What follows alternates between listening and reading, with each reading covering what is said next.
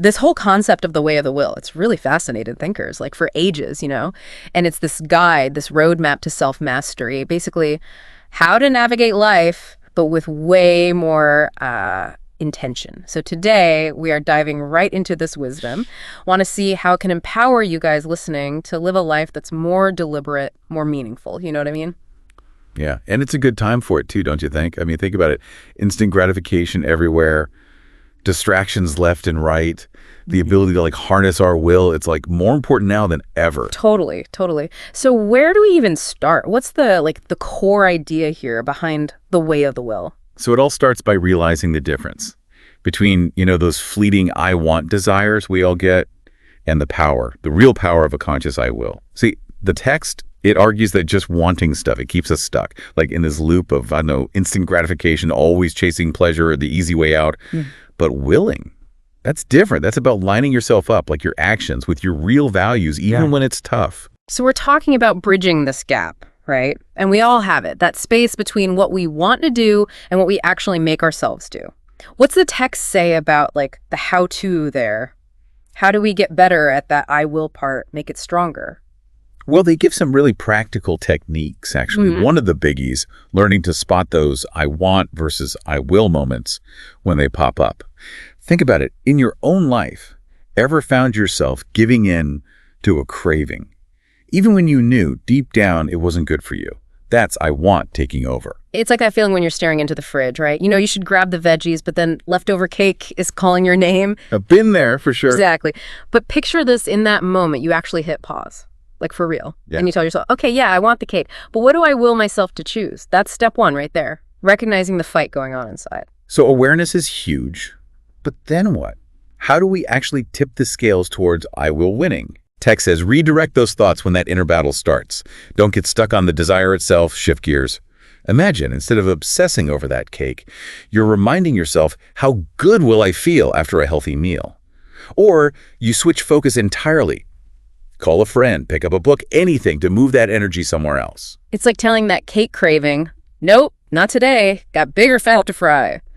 But isn't avoiding all temptation kinda boring? How's the text say we find that balance? It's not about deprivation, more like conscious choice. That's where this diversion thing comes in. It's about hitting refresh on your willpower. How? By doing stuff that refills your mental energy tank. So less about resisting, more about actively choosing something better, more fulfilling. Exactly. Like this, you're trying to ditch a bad habit. Right. Maybe endless phone scrolling. Instead of toughing it out, you decide, you know what, I'm going to do something I actually enjoy. Go for a walk, put on music, work on that project you're passionate about, you choose. Having a game plan, right. Knowing what you'll do instead of that easy, less fulfilling thing. Exactly. And just like hitting the gym, it's consistency, consistency, consistency. The text is big on this, building up that independent choice muscle. Willpower is a habit, not a chore. Owning those choices, making them part of who you are, not just something you force yourself into, makes a lot of sense. But this all sounds a tad theoretical. How does this way of the will actually play out in the real world? Like concrete examples. Think about it. How many tiny choices do you make every day that need willpower? Hitting snooze versus getting up for that run, grabbing fast food or eating the healthy meal you prepped.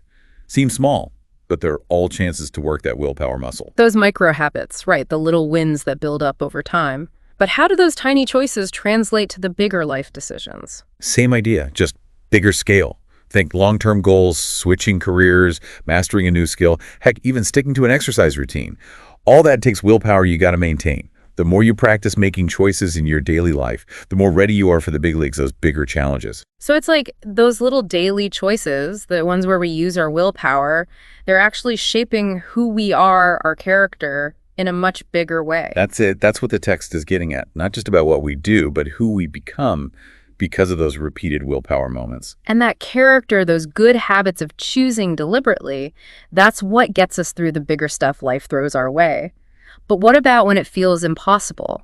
When willpower alone just doesn't cut it? Well, that's where the text gets really interesting. It reminds us that we're not like robots. We're way more complex than that. Our energy goes up and down. Our emotions change all the time.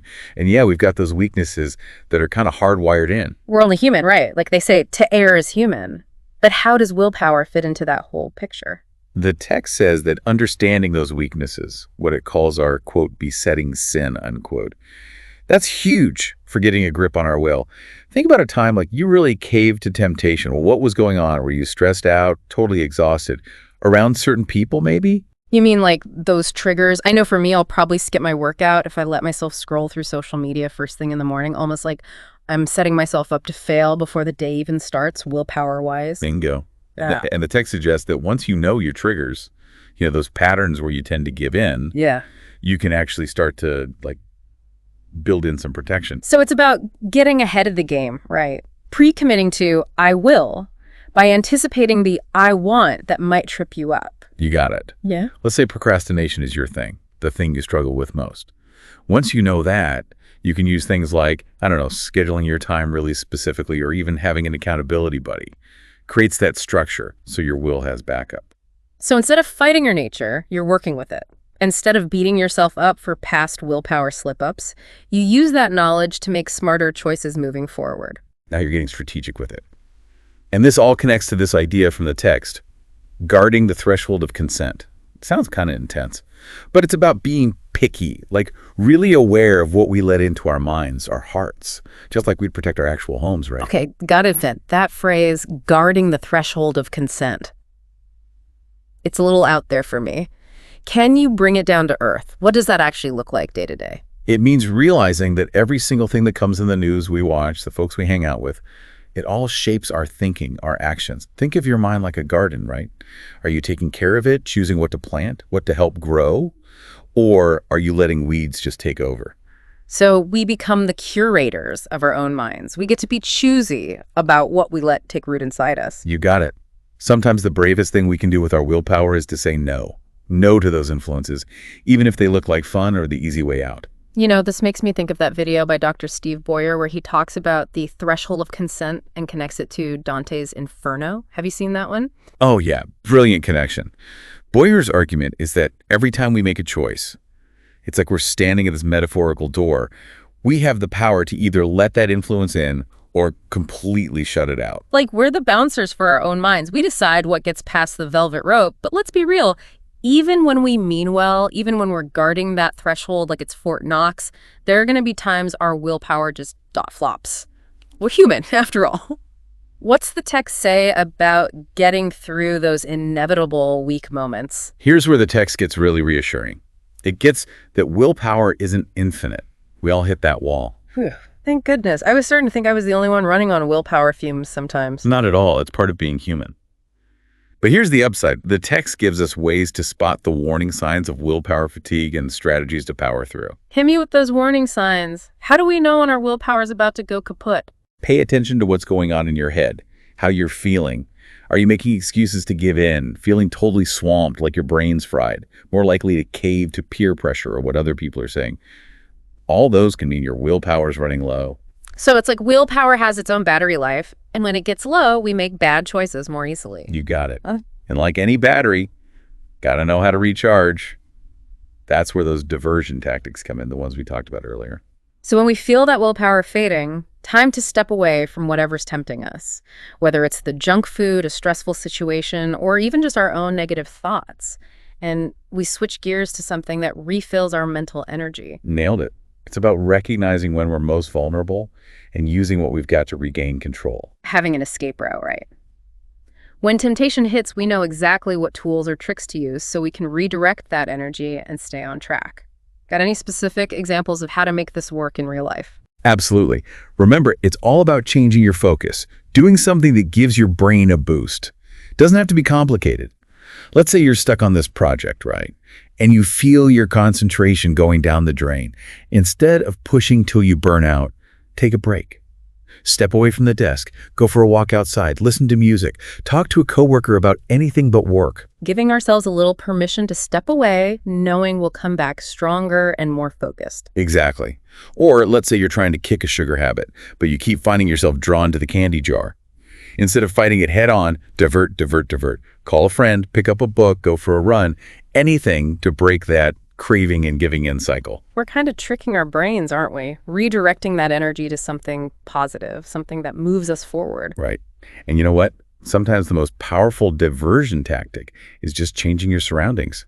If you want to break a bad habit, like always being online, get rid of the temptation. Phone goes in another room, use a website blocker, or even just make specific times for checking social media. So we're setting ourselves up for a win from the get-go, making sure our environment supports our willpower instead of making it harder. Exactly. Proactive, not reactive. Willpower is not about brute force. It's about working smart, using our nature to our advantage. It's like we're becoming our own willpower coaches. We figure out our strengths, our weak spots, and use that knowledge to hit our goals. But in this whole journey, is it ever okay to ask for help? Or is that like the ultimate willpower fail? Such a good question. And it highlights something really important from the text. It emphasizes that we don't have to do this alone. Actually asking for support, that can be a huge act of willpower in itself. So reaching out isn't giving up, it's a power move, like a way to boost our willpower when we need it most. 100%. Think about it. If you were going to run a marathon, would you try to do it without a coach, without anyone cheering you on, without other runners to keep you going? No way. Same goes for willpower. Surround yourself with people who inspire you, challenge you, hold you accountable. They can make or break it. It's that whole stronger together thing, right? Sometimes the bravest thing is admitting you need backup. But this brings up something else. In all this talk about willpower, where does motivation fit in? Do we need to feel motivated to have willpower? Or can we build willpower even when we're feeling like that? The age-old debate, willpower versus motivation. Now, what the text seems to be saying here is... But picking up where we left off, we're kind of digging into this link between willpower and motivation, right? Okay. Do we need one to have the other? Now you're getting at something really key here. Yeah. The text, it seems to be saying that willpower, yeah, it's super important, but it's not meant to be this like solo act. It works way better, way more powerfully when it's got some juice behind it, some deeper sense of purpose. Yeah. A why that's bigger than just what we want in the moment. This is making me think about that idea we talked about before, about aligning our will with something like bigger than ourselves. Exactly. It's like the text is kind of nudging us toward this whole will to meaning thing. That's actually from Viktor Frankl, the psychiatrist. He was in the Holocaust. He said, even when things are beyond awful, our willpower is strongest when it's powered by some purpose that's even bigger than all the stuff we're going through. So we're connecting our own little I will to a bigger why that matters. But what about when someone's struggling to find that purpose? Where do they even start looking? Now, that's a journey, right? A deeply personal one. No one answer fits everybody. But the text does give us some hints. It's big on knowing ourselves, like really getting our values. And noticing those times when we feel truly fulfilled, really lit up by something. So paying attention to those moments of joy, those things we do, the stuff we care about that makes us feel truly alive, right?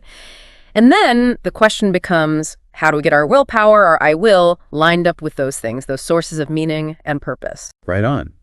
Maybe it's our relationships, the work we do, getting creative, or even just trying to make the world a better place.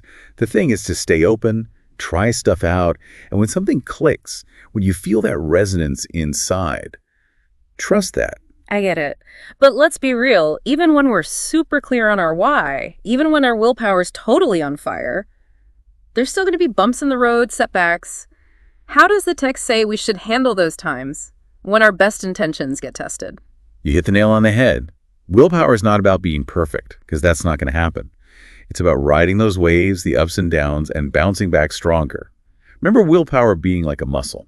Well, even the strongest ones need a break sometimes. Got to recover after a hard workout. So we got to go easy on ourselves, yeah. Setbacks happen, they're part of it. And we can use them to learn, to get better at this whole willpower thing. Exactly. The text talks about being kind to ourselves, like acknowledging we're not perfect, but without going down that rabbit hole of beating ourselves up or just giving up entirely. Those weak moments, they're not failures, they're information. They tell us how to tweak things, get back on track, and come back even stronger. It's more about the journey, isn't it? All the twists and turns. Knowing that everything we go through, even the tough stuff, it all helps us grow. Helps us become more who we're meant to be. And that idea of embracing the journey, it brings us right back to that line from Tennyson, from In Memoriam. The text ends with it. Our wills are ours to make them thine. Powerful stuff. Feels like a call to action, Yeah. We get to choose what we do with our will. We can line it up with something way bigger than just us. 100%. It's saying our choices, even the small ones, they make a difference. How we live our lives matters. Not just for us, but for the whole world around us. That can seem kind of intense, like a lot of pressure, and it's also super empowering. Because it means we're not just along for the ride, right? Not in our own lives and not in this bigger story of the world. We have a say in how things go. We choose. And when we make choices on purpose, deliberately, using that willpower, we can change our own destinies and maybe even be a part of something way bigger than ourselves. That's the beauty of it and the challenge, really. This way of the will, it's a practice. It's something we keep working on our whole lives, discovering who we are, growing, being of service. And sure, it takes effort, it takes dedication, but the payoff, totally worth it. It's about becoming the best version of ourselves, not to feed our egos, but because deep down our choices have this ripple effect. They can make the world more just, more kind, more meaningful. Couldn't have said it better myself. So to everyone listening, we'll leave you with this. How are you going to use your will today? What will you choose? And how might that choice, that one choice, help make tomorrow a little bit brighter?